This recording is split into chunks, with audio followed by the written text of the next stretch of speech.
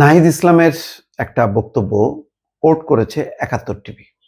ময়মনসিংহে হয়তো কোন একটা সভায় তিনি বলেছেন যে বক্তব্যটা এটা যে উপদেষ্টাদের অনেককে বিশ্বাস করা ভুল ছিল, আস্থা রেখে প্রতারিত হয়েছি, সময় হলে নাম জানানো হবে। আচ্ছা, কিসের সমস্যা হলো আমি বুঝলাম না।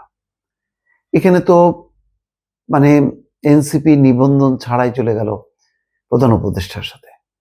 নিবন্ধন আছে অনেকগুলো রাজনৈতিক দলকে। আমি বলেছি যে উপদেষ্টার সাথে এই টিমটা আমার পছন্দ হয়নি। এখানে অবশ্যই ম্যাচিউরড রাজনৈতিক দলগুলো অথবা নেতাদের সমন্বয় দরকার ছিল। কর্নেল অলি, আসম আব্দুর রব, জুনায়েদ সাকি, মুজিবুর রহমান মঞ্জু, এই মানুষগুলোকে, নুরুল হক নূর বা নূরের দলের কেউ বা ইসলামী আন্দোলন, মামুনুল হক, এরাই তো হচ্ছে মানে তাদের মানে জনপ্রিয়তাও আছে, তাদের একটা ব্যক্তিত্ব আছে, তাদের ঐতিহ্য আছে, প্রেজেন্টেবল। সেখানে আক্তার হোসেন, তাসনিম, যারা দেখেন বিমানবন্দরের কথা বাদ দিয়ে দিলাম, এটা তো মানে দুঃখজনক।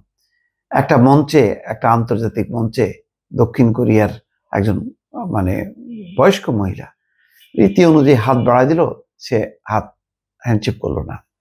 এখানে এক ধরনের মানে ধর্মান্ধতা বা মানে কি বলবো আর কি, মানে একটা পশ্চাৎপদতা তুলে ধরলো। একটা নতুন রাজনৈতিক দল, তার অগ্রসরতা নাই, বিশ্বমঞ্চে সবার সাথে মেলামেশা করা, নারী পুরুষের সেখানে ব্যবধান করে দিয়ে সে একটা ধর্মীয় চেতনার বহিঃপ্রকাশ ঘটাই দিল।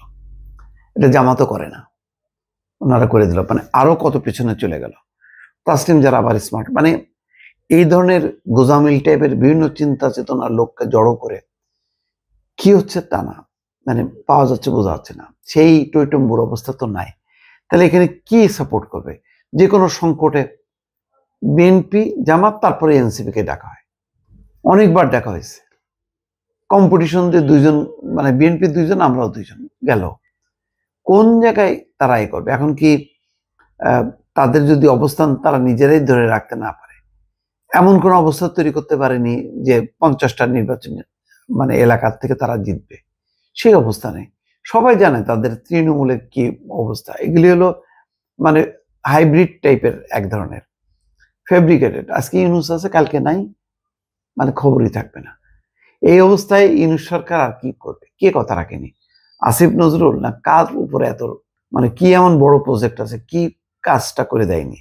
তাদের নিজেদের প্রতিনিধি এখনো দুইজন আছে, আসিফ মাহমুদ, সজীব ভুইয়া। সেই নিজের নির্বাচনী এলাকায় 350, হাসনাত আবদুল্লার জন্য 250 কোটি টাকা বরাদ্দ করছে।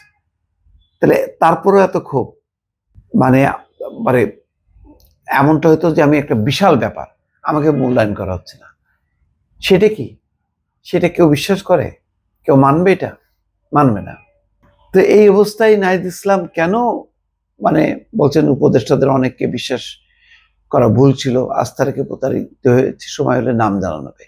মানে তারা করলোটা কি? আর কি করবে? সরকার এমনি বলা হয় যে এটা হলো কিংস পার্টির মতন হয়ে যাচ্ছে। সরকারের মধ্যে একটা সরকার বসবাস করছে, দু একজন আছে তারা দলীয় রাজনীতি করতেছে, বাকিরা নিউট্রাল। এই অবস্থা চলতে পারে না। এটা নিয়ে বিএনপির বহু নেতা কিন্তু অভিযোগ করছে। তো তারপরও নাহিদ ইসলামের এই কথাটা একটু ব্যাখ্যা দরকার ছিল, বিস্তারিত, তাহলে বোঝা যাইতো তার ক্ষোভের জায়গাটা কোথায়। দর্শক ভালো থাকবেন, আল্লাহ হাফিজ।